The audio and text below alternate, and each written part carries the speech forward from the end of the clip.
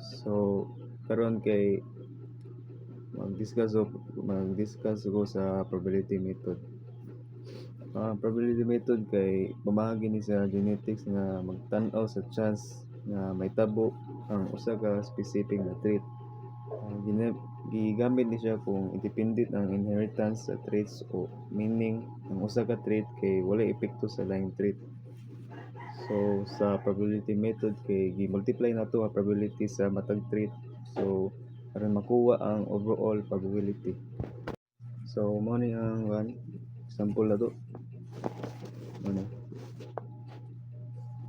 So kuan siya, ang trait na to kay height, tall, dominant, nga short, recessive.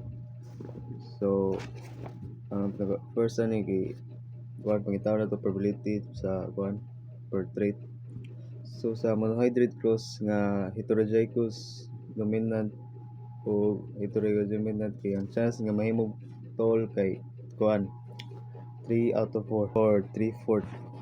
So step 2 ani kay moadtag kuan another na independent trait.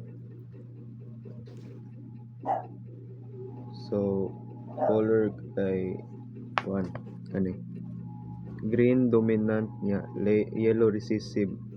So ang chance nga mahimong green kay 3/4 pod. So pagkatulo ang step 3 ani kay ato ni multiply ang mga probabilities. So tall kay 3/4, yang green kay 3/4. So ato ning i-multiply 3/4 times 3/4 kay equals 9/16, 9/16 eh. So sabot ani kay 9 sa 16 ka offspring ang expected nga tall o green.